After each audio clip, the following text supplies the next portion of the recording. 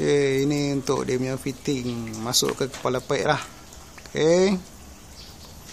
Tengok dari sini, zoom.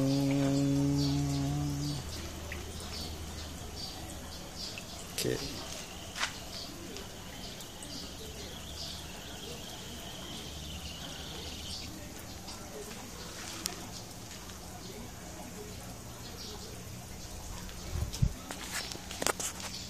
Kan?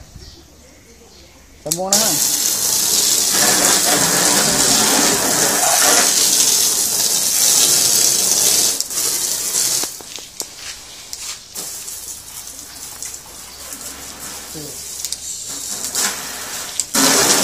Ini nozzle yang pertama. Dia punya kekuatan. Nozzle pertama. Nozzle kedua. Kekuatannya. Kalau kita tengok dekat sini, okey. Buka sini. Okey, kita nampak daki kat situ kan.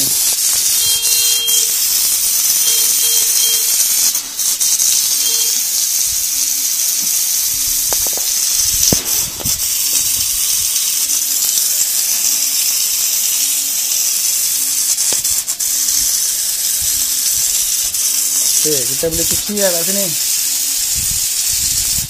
Okey.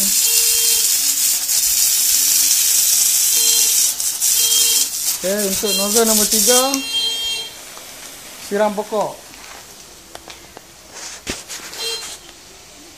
Ini pokok kari lah kat sini. Okey. Nozzle nombor 4, pancutan. Siram di luar rumah. Okey. Serah kereta boleh lah. Okey, nombor 6 ni. Nombor 5. Okey. Nozzle dia macam ni lah. Tak berapa aku sangat. Okey. Ini nombor 7. Nombor 6. Okey, nombor 6 ni kita boleh buat untuk sebagai penyapu lah. Pakai sini.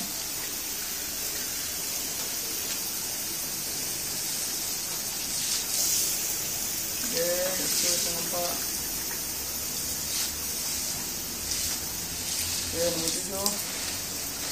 Okey, kalau kereta cara pantas. Okey, ini dulu.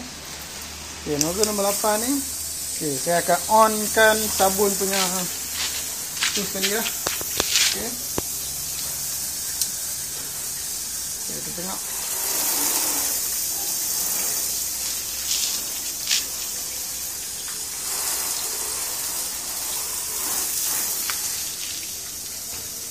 Tak payah pergi kedai cuci kereta lepas ni, cuci sendiri.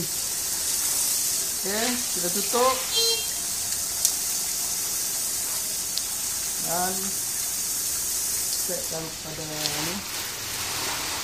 Ataupun nak dari clear cepat.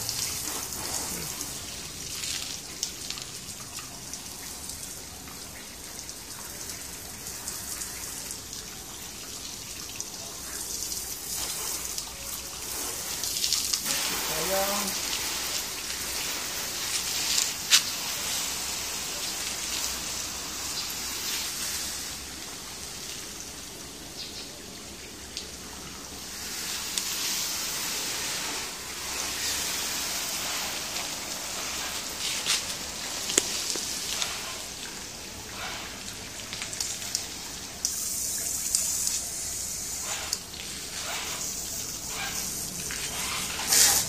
Okay, untuk kita cuci saya kat sini ya.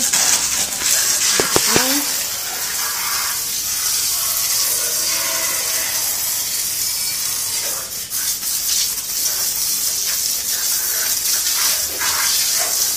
Petang tengah.